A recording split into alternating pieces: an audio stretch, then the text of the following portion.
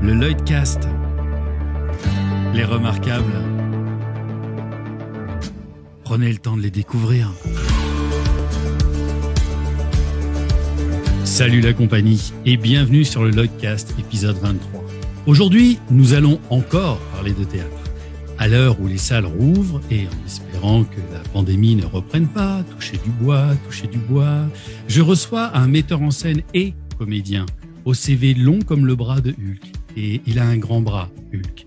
Il met en scène le classique et le contemporain avec une touche d'élégance qui n'appartient qu'à lui. Il sait toujours s'entourer des meilleurs. Mesdames, mesdemoiselles, messieurs, j'ai l'immense plaisir de recevoir Pascal Faber. Et bonsoir. Bonsoir Pascal, merci de participer. Oui, c'est que le début. Tout d'abord, il y a une première tradition dans le Lloydcast, c'est de demander quelle est ta boisson préférée. Le café. Très bien. Et qu'est-ce que tu bois actuellement ? Actuellement, rien. J'ai bu mon café juste avant qu'on commence. Très bien. J'avais une boisson avant, c'était le Coca-Cola. Depuis, j'ai des problèmes de foie, donc j'ai arrêté le Coca et je suis passé au café. Voilà. D'accord. Alors, je précise qu'on est le 16 mai et il est 21h. Donc, si tu prends ton café déjà toi à 21h, ça ne te fait plus rien la caféine ? Non, ça ne fait plus rien maintenant. Je suis devenu un addict. Alors, on va parler évidemment un petit peu de ton parcours avant d'arriver sur l'actualité, enfin d'ailleurs les actualités, parce que la réouverture des salles, pour toi, il va y avoir aussi quand même beaucoup d'actualités. C'est quoi, en quelques mots, ton parcours de metteur en scène et de comédien ? Tu as commencé par la comédie, c'est ça ? J'ai commencé en tant que comédien, oui. J'ai fait l'école d'acteurs de Cannes en 1990, dont j'ai été viré en 1991. Et puis, j'ai bien fait de partir, parce que quand j'en suis parti, j'ai Guy Foissy, qui était le parrain de l'école, qui m'a appelé, qui m'a dit, écoute, appelle monsieur André Méral dans le Var, je vais parler de toi, il t'attend. Et puis, j'ai signé 3 ans de contrat en sortant de l'école. Voilà, donc j'ai bien fait d'en partir. Et qu'est-ce qui t'a amené de ton parcours de comédien à arriver à la mise en scène ? C'est venu un peu sur le tard, parce que j'ai commencé, je crois, en début 2000, quelque chose comme ça, la mise en scène. J'étais au Théâtre du Nord-Ouest en tant que comédien, chez Jean-Luc Génère. J'ai débarqué chez lui en tant que comédien, j'ai bossé un petit peu, et puis un jour, je lui ai dit, écoute, voilà, Jean-Luc, je voudrais faire de la mise en scène. Et il m'a dit, écoute, amène-moi un texte. Donc, je lui ai amené des textes, et je lui ai amené des grands textes. Il m'a fait, non, ça, c'est pas pour toi. Il m'a fait, non, ça, c'est pas pour toi. Non, ça, c'est pas pour toi. Et puis un jour, il m'a dit, regarde du côté de Ray Bradbury. Je fais, mais il a fait du théâtre, Ray Bradbury. Et puis, en fait, je lui ai amené une pièce de Ray Bradbury. Il m'a fait, non, pas celle-là. Et puis après, je lui ai amené Destination, le cratère de Chicago. Et il m'a dit, écoute, c'est une pièce à 3 personnages, alors que j'arrivais avec mes grosses valises, avec des pièces à 10, 12 comédiens. Et il a eu raison, parce que j'ai commencé par tout petit. Et puis la première s'est faite. Et puis il a aimé le travail. Je lui ai dit, écoute, deuxième cycle, j'aimerais bien recommencer une autre mise en scène. Et puis j'ai amené Marie Tudor. Et puis en 2002, que je commettais en scène avec un ami. Et puis là, j'ai commencé à toucher aux gros textes, aux grands textes et aux grands auteurs. Et puis c'est parti de là. Parallèlement, je continuais à jouer au Nord-Ouest. Et puis j'ai fait mes armes de metteur en scène au Nord-Ouest. Jusqu'à ce que Philippe Persson m'appelle un jour, on était au Festival d'Avignon tous les deux, et il m'a dit, ouais, Marie Tudor, je l'avais vu au Nord-Ouest, est-ce que tu veux pas le reprendre au Lucernaire ? Il prenait la direction du Lucernaire à cette époque. Et je lui avais dit, écoute Philippe, j'ai 11 comédiens, ça dure 2h40 pour le Lucernaire, je suis pas sûr que ça rentre, quoi. Et il m'a dit, écoute, je te propose, tu réfléchis. Et t'en fais une version de 40 minutes. Et quand on fait une proposition comme ça, tu réfléchis. Donc j'ai été à une petite librairie de théâtre qu'il y a à Avignon, près de la rue des Teinturiers. J'ai racheté Marie Tudor. Et je me suis dit, comment je peux réduire ça en 1h30 avec 6 comédiens ? Et je me suis mis dessus. Et au bout de 2 jours, je suis allé voir Philippe et je lui ai fait, écoute, banco. Et Marie Tudor s'est jouée au Lucernaire. Et j'ai eu le bonheur de rencontrer un gars qui s'appelait Christian Levanti, qui nous a quittés récemment, et qui a vu la première de Marie Tudor et qui m'a dit, écoute, en sortant du spectacle, il m'a dit, est-ce que vous faites Avignon ? Je lui ai dit, non, écoute, je n'ai pas les moyens avec la compagnie qui vient de naître de faire Avignon. Et il m'a dit, je te produis. Et tout est parti de là. Voilà, Marie Tudor a eu un grand succès. Et on a fait près de 350 représentations avec. Et Et Christian a été là toujours pour m'épauler. Il a produit un deuxième Avignon. Et puis après, voilà, la route a commencé avec la compagnie. La compagnie a monté après le Marchand de Venise, puis, les Caprices de Marianne il y a 3 ans. Et puis là, sur un air de tango, à côté de ça, j'ai eu mon parcours de metteur en scène indépendant, qu'on va dire, où on m'appelle et j'y vais. Et justement, on va en parler. Ce que j'ai volontairement omis dans ma présentation, c'est que tu es un de ces rares de ce métier que je connais qui est un véritable homme de troupe. Alors, il y a un homme de troupe qui est très connu aujourd'hui, qui gagne des Molières, qui s'appelle Jean-Philippe Daguerre, que je salue, parce que c'est un vrai homme de théâtre et aussi donc un vrai homme de troupe, parce qu'il a toujours sa troupe avec lui, il les fait toujours jouer, etc. Mais toi aussi, tu as ta propre compagnie. Donc, ce qui fait que tu as aussi une autre vision des choses. Tu n'es pas simplement un metteur en scène qui va travailler en tant que, je mets des grosses guillemets, en tant que mercenaire avec les uns et les autres, mais tu as aussi ta propre compagnie que tu portes beaucoup, non? Ben, c'est ce que j'aime, en fait. Je me considère plus comme un artisan qu'autre chose. Un jour, j'avais un coproducteur qui a débarqué dans la compagnie, dont je tairai le nom, parce que ça s'est très mal passé, mais qui m'a dit, écoute, ouais, l'année prochaine, on aura 5 spectacles à Avignon, je produirai les 5. Je fais, non, non, non, moi, ça m'intéresse pas, 5 spectacles. Je veux monter un spectacle et m'en occuper, et être avec mes acteurs. Et c'est pour ça que quand, avec la compagnie, on part en tournée, ben, je suis dans le camion avec le régisseur et puis j'accompagne l'équipe. Quand je ne joue pas dans le spectacle, parce que j'essaye toujours de rester avec eux, parce que j'ai du mal à couper le cordon. Et justement, tu dis que tu joues dans les spectacles. Est-ce que c'est dur de se mettre en scène et pourquoi tu te distribues dans certaines de tes mises en scène? Pour faire simple, je me distribue parce que plus personne pense à moi comme comédien. Donc, les planches me manquent en tant que comédien, donc je me distribue. C'est un pense-bête que tu envoies aux autres. Ouais, et puis c'est surtout pour... généralement, quand je me distribue, c'est que c'est un petit rôle ou une reprise de rôle. C'est sur Marie Tudor, c'est Sacha Petronijevic qui a créé le rôle de Simon Renard. Et quand il est parti, j'ai pris sa place. Voilà, j'avais vu le parcours qu'on voulait pour le personnage ensemble, donc c'était plus facile de rentrer dans ses souliers. Et quand j'ai joué Tibia dans Les Caprices de Marianne, c'est un petit rôle et j'avais Bénédicte Belby qui était en face pour me dire, pour me driver et me mettre en scène, quoi. Et il y a un lien entre les deux, entre le comédien et le metteur en scène, qui est l'auteur. Et est-ce que tu écris, est-ce que tu as des velléités d'écriture de théâtre? Aucune. Je pense qu'il faut savoir ce dans quoi on n'est pas trop mauvais et éviter ce dans quoi on n'est pas bon du tout. Et je ne sais pas écrire. Adapter un texte classique, oui, ça j'aime, mais prendre la plume et écrire moi-même des personnages, je ne sais pas faire. Et qu'est-ce qui te pousse à mettre en scène une pièce en dehors des pièces sur lesquelles on va te faire des commandes? De toute façon, on va parler, par exemple, tu travailles aussi avec des auteurs très connus comme Éric Emmanuel Schmitt. Qu'est-ce qui fait que toi, à un moment, tu décides d'aller vers un texte et que tu veux le porter avec ta compagnie? Qu'est-ce que tu cherches dans un texte en particulier?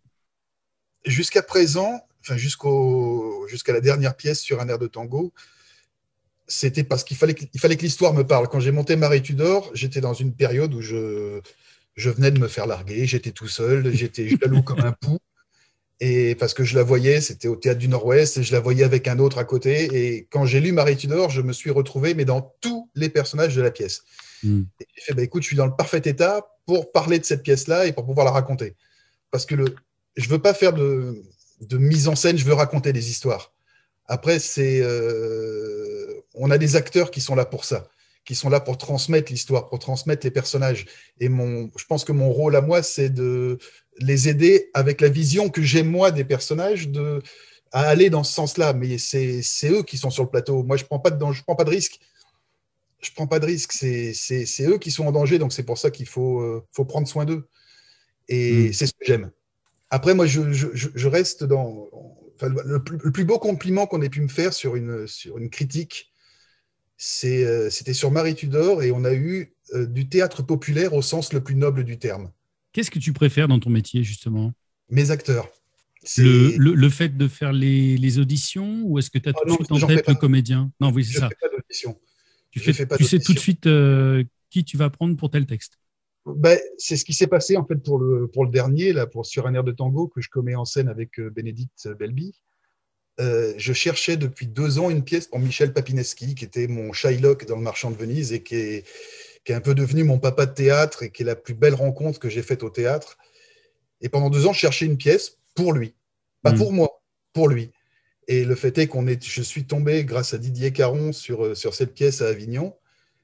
Et non seulement j'ai eu un coup de cœur personnel, mais c'était la pièce qu'il fallait pour Michel.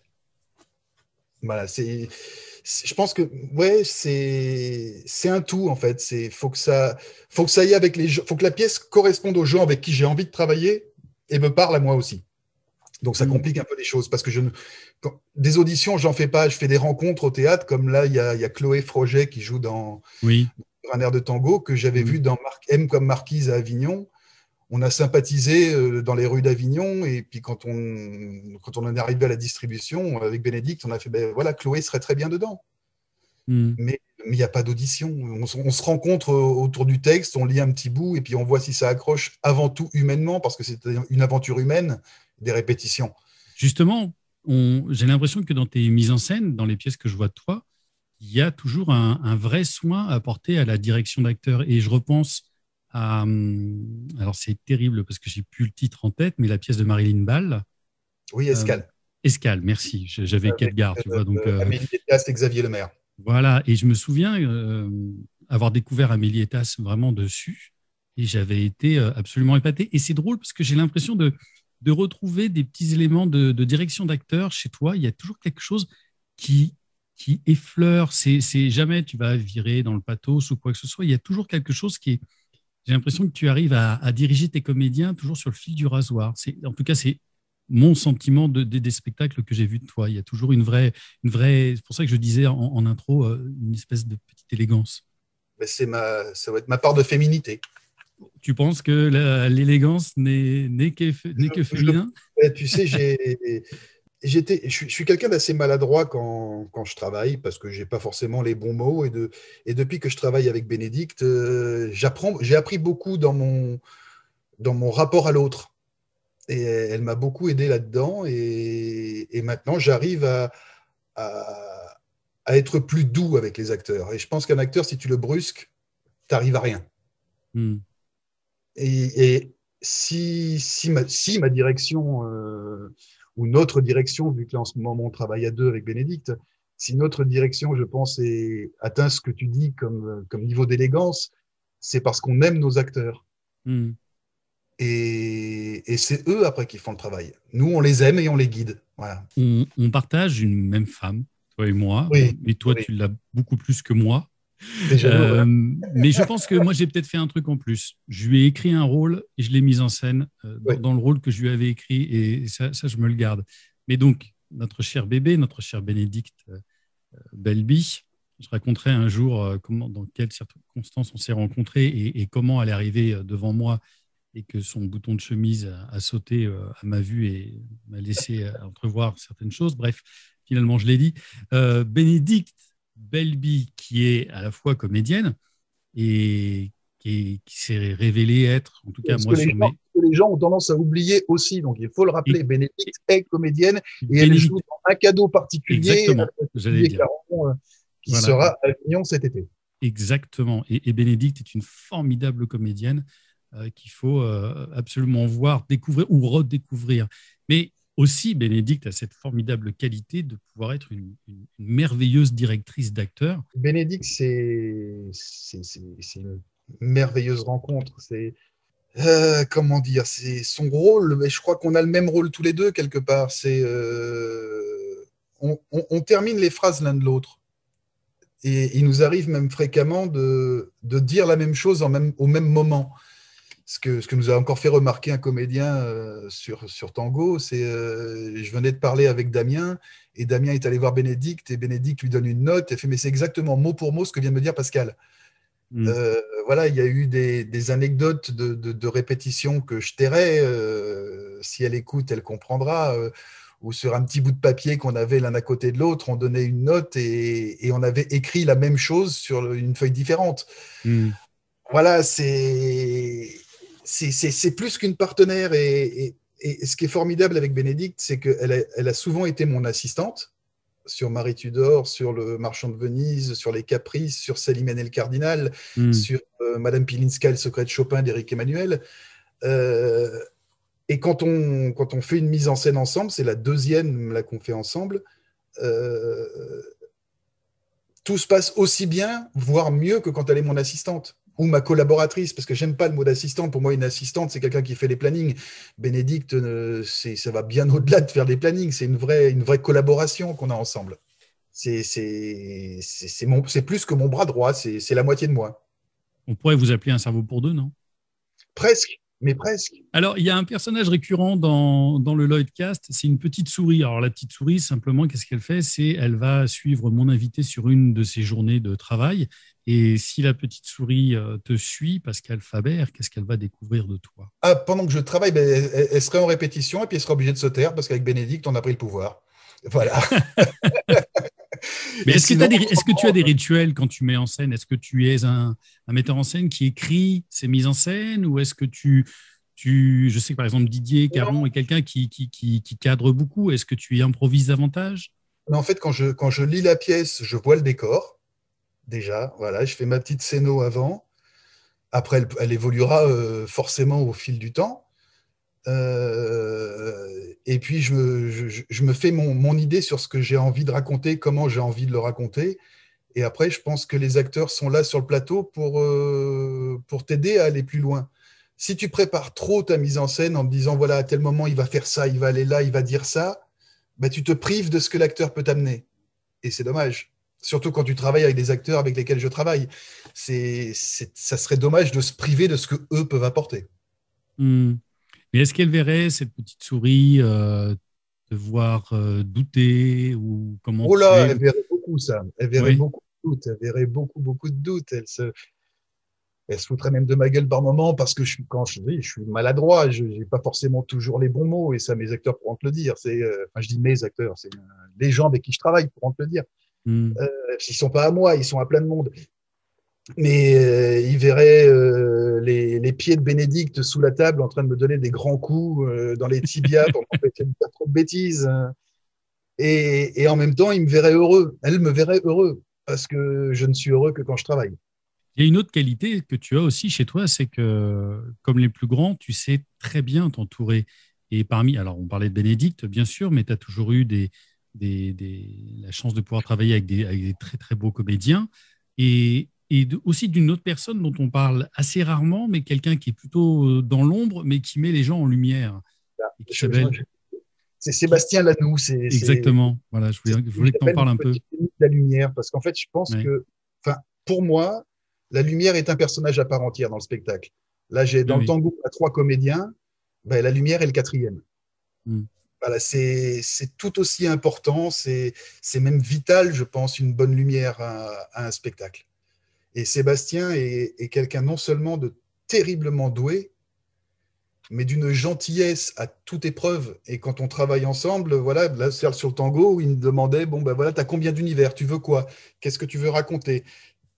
Et je lui dis, voilà, ce tableau-là, c'est ça, il est telle heure, il se passe ça, il y a telle météo dehors. Parce qu'en plus, là, on est en huis clos dans le spectacle, tout se passe dans un restaurant. Et c'est peut-être, on peut croire que c'est beaucoup plus facile que d'éclairer un spectacle comme Marie Tudor qui passe de lieu en lieu, ou dans ces cas-là, on peut avoir un univers différent. Mais là, il a réussi à me faire 4 ou 5 univers sur 1 heure et demie de spectacle, alors qu'on est dans le même endroit. Et c'est là tout le génie de Sébastien.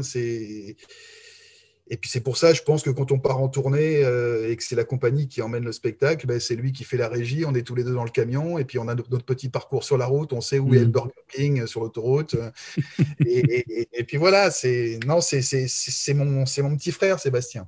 Et j'ai découvert aussi une nouvelle personne qui est Cynthia L'Hôpitalier, qui m'a habillé mon décor avec une élégance. Je crois que c'est le plus beau décor qu'on ait eu sur un spectacle de la Moi, compagnie. j'ai vu les photos, j'ai trouvé ça absolument On a fait le remarquable, job, hyper beau, quoi. j'ai pris beaucoup d'inspiration dans ce que j'aime le plus au monde, c'est le musical du West End. Et enfin, beaucoup d'inspiration, non, mais j'avais pas envie de faire un lieu clos. J'avais pas envie de Mm. mettre des panneaux en dur. Et je suis Mm. allé voir un jour War Horse à la scène musicale, qui est un gros spectacle de marionnettes musicales. C'est splendide ce spectacle. Et j'ai vu les comédiens rentrer avec une porte et ouvrir la porte et rentrer sur le plateau. Ben ouais, mais c'est tellement plus simple. Il y a juste une porte, en fait, et on comprend très bien, une porte, c'est une porte. Il n'y a pas besoin d'avoir un mur à côté. On comprend qu'une porte, Mhm. ben, il y a forcément un mur à droite et un mur à gauche. Et voilà, il y a des petites choses comme ça qui nourrissent à chaque fois mon imaginaire et mon envie de ne pas avoir trop de choses sur un décor. C'est, pour moi, tout ce qui est sur le plateau doit servir, sinon il n'a pas de raison d'être. Tu peux aussi t'enorgueillir d'avoir emmené une magnifique comédienne jusqu'au Molière.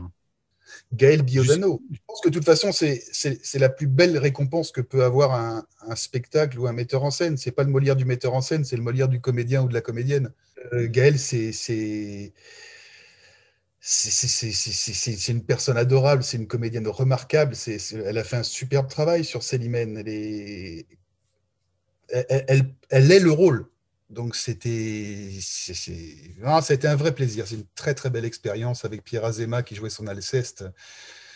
C'est un très beau duo qu'on avait au théâtre. Et tu travailles donc les textes de grands classiques comme Victor Hugo, mais aussi avec des auteurs contemporains. Alors, à la fois, quand je parlais de ton actualité qui va être débordante, donc tu travailles avec Éric Emmanuel Schmitt, avec Isabelle de Toledo sur la pièce sur le tango. Qu'est-ce que ça te fait, toi, de travailler donc avec des auteurs contemporains? Est-ce que c'est des gens qui regardent beaucoup leurs textes? Est-ce que c'est des gens qui te laissent totalement libre? Qu'est-ce que tu Ben, attends d'eux, par exemple, en tant que metteur en scène? Isabelle de Toledo, j'ai une entière liberté, elle me fait entièrement confiance. Éric Emmanuel, ça a été une formidable rencontre, et ça l'est toujours d'ailleurs. Euh, il avait vu Marie Tudor, il avait adoré Marie Tudor en 2014, je crois, ou 2015, et il était sorti du spectacle, il m'avait dit, j'ai envie de t'aider, je sais pas comment, mais je vais t'aider. Après Marie Tudor, Le Marchand de Venise, c'est pas trop la programmation du Rive Gauche. On s'est rencontrés sur d'autres moments et un jour, il m'appelle en me disant, écoute, voilà, j'ai envie de mettre au théâtre mon dernier roman qui s'appelle Madame Pilinska et les secrets de Chopin. Est-ce que ça t'intéresse? Bah, tu dis pas non. Tu- et ce qui a été le plus beau cadeau, c'est le plus beau cadeau qu'il m'ait pu faire, c'est que il m'envoyait les feuillets les uns après les autres. Hmm. Je recevais d'un coup 4 pages de texte et puis qui me disait tiens voilà pour nourrir ton imagination. Et puis Hmm. une semaine après je recevais 9 pages Hmm. et j'ai vu le bébé évoluer comme ça et grandir comme ça et je remercierai jamais autant Eric de sa confiance et de sa gentillesse. D'ailleurs le spectacle sera repris cette année au Chêne Noir à Avignon avant de repartir en tournée si tout va bien. Et puis il y a eu Marilyn Ball aussi en auteur contemporain Oui. qui a aussi toujours soutenu mon travail. Et c'est la première collaboration que j'ai eue avec Bénédicte en tant que co-metteur en scène. Et là, c'était pareil, elle nous a laissé carte blanche pour monter tout ça. Et à partir du moment où la confiance est établie, je pense que l'auteur peut faire confiance au metteur en scène. Et Eric Emmanuel m'a fait entièrement confiance. On a travaillé comme des acharnés chez lui en Belgique. Et je pense que le résultat est au rendez-vous parce que si la confiance est là, je pense que le résultat peut être que bien. Voilà, si ça se passe mal avec ton acteur, tu peux pas aller loin. C'est pas possible. Est-ce que tu as un rêve? J'ai un rêve de metteur en scène qui est de mettre en scène un spectacle musical. Je suis tombé là il y a 2, 3 ans sur un merveilleux texte de Céline de Montserrat qui s'appelle Rue du Dessous des Berges, qui a déjà été joué il y a un paquet d'années, mais c'est 7 comédiens, un pianiste, et financièrement, j'ai pas les épaules. Hmm. Donc, un jour, peut-être, si je rencontre un producteur qui me dit Banco, ben, on ira, mais on est dans une économie, malheureusement, où je ne peux plus non plus monter des Marie Tudor ou des Marchands de Venise à 6 ou 7 comédiens parce que ça coûte beaucoup, beaucoup, beaucoup trop cher. Il y a une question à laquelle je me refuse de poser parce que pour moi, elle est un moteur tous les matins quand je me la pose. Mais je vais essayer de te la poser à toi malgré tout. Peut-être Vas-y. que tu as la réponse. Le théâtre, c'est quoi? Comment tu veux répondre à ça? Ouais, ouais, ouais. Ben pour moi, c'est du partage. Hmm. Voilà, c'est une histoire qu'on partage avec les acteurs, avec le scénographe, avec la costumière, avec l'éclairagiste et le metteur en scène. Alors, il y a une autre chose qu'on a partagée, toi et moi, cette grosse dernière année avec plein d'autres, c'est la situation de la pandémie, etc. D'ailleurs, on a beaucoup partagé ensemble aussi d'un point de vue administratif, savoir comment parfois les aides se pouvaient se mettre en place, etc. Et tu as aussi été d'une grande aide là-dessus. Comment toi, en 2 mots, tu as traversé cette situation d'un point de vue voilà, personnel? Bon, on a tous été bloqués, ça commence à rouvrir. Je le redis, on est le 16 mai au moment où on enregistre ce podcast. Et comment tu vois, toi, l'avenir? Et puis, Avignon, malgré tout, qui va se tenir dans 1 mois et demi, alors qu'on était tous assez nombreux à se dire comment ça va se faire, comment c'est possible. Écoute, moi, je l'ai très mal vécu. Voilà, je suis franc, hein, parce que je vis seul. Donc, j'ai passé un an tout seul. Et un an tout seul avec les projets qu'on devait amener en 2019 sur un air de tango en Avignon, ben, on ne l'a pas fait. On devait y aller en 2020, on n'y va pas. Donc, quand tu es un an enfermé chez toi avec un projet dans les mains qui est au bord de naître et que tu veux pas trop travailler, donc parce que si tu le travailles trop, tu te scléroses toi-même et tu t'empêches d'avancer avec tes acteurs, ben, ça a été une horreur, quoi. Voilà. Mais je pense que je suis pas le seul dans ce cas-là, hein, donc Oui, mais c'est à toi c'est que je pose la question, justement. oui, oui, mais non, mais honnêtement, je l'ai très mal vécu. Les premiers mois, tu fais bon, bah allez, on va prendre sur soi. Et puis quand tu arrives au bout d'un an, heureusement que le Schmitt, Madame Pilinska, s'est repris au mois de septembre dernier, même si ça a joué un mois. Il y a eu une respiration qui s'est faite. Mm. Mais j'étais en contrat chez Disney quand ça s'est arrêté. Je bossais sur un spectacle là-bas en tant que comédien. Ça s'est arrêté le 16 mars. Et de mars à septembre, je n'ai rien fait. Voilà, Mm. rien. On voyait les dates de tournée s'annuler les unes derrière les autres. Enfin, ouais, ça a été très, très compliqué. Très, très compliqué. Maintenant, on a décidé de ne pas faire Avignon parce que déjà qu'Avignon, dans des bonnes conditions, c'est compliqué. Mm. Mais alors, dans des conditions comme ça risque d'être là cette année, où j'ai jamais vu sur Facebook passer autant d'annonces de créneaux de salles libres. Oui.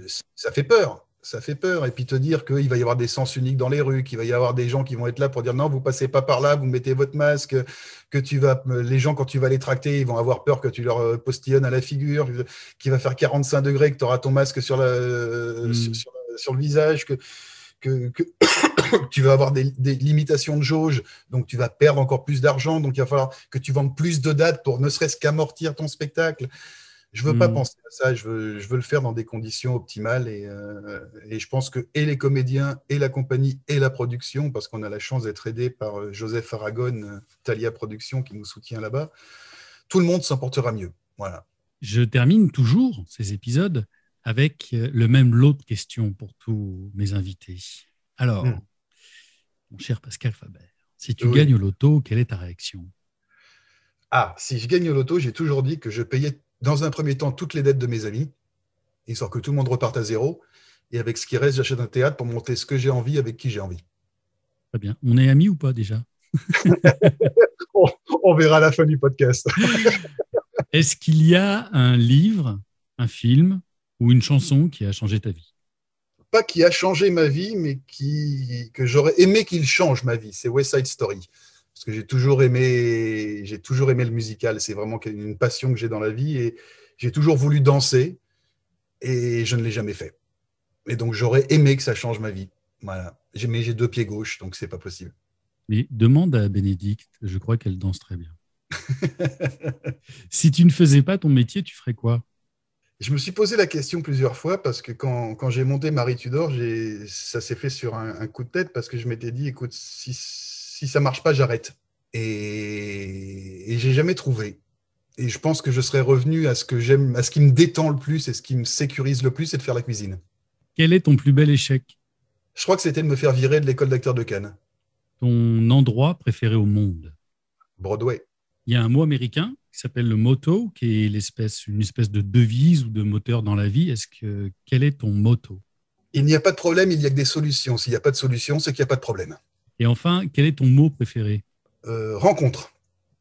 Parce que on est ce qu'on est grâce aux rencontres qu'on a faites et on grandira avec les rencontres qu'on va faire.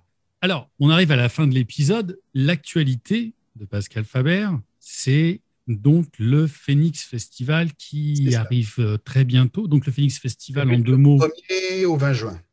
Voilà, c'est un festival pré-Avignon, c'est ça? On peut dire c'est ça comme ça, avec malheureusement des spectacles comme le nôtre qui n'iront pas à Avignon cette année, vu les conditions actuelles. Je sais qu'il y en a plusieurs qui ont jeté l'éponge, mais c'est un festival solidaire qui regroupe 18 spectacles dans 7 théâtres parisiens et qui va s'échelonner donc du 1er au 20 juin au Studio Héberto, au Bouffon, à la Comédie Bastille, au Théâtre La Bruyère et je ne sais plus lesquels, et qui est dirigé par Sandra Volant et Véronique Boutonnet.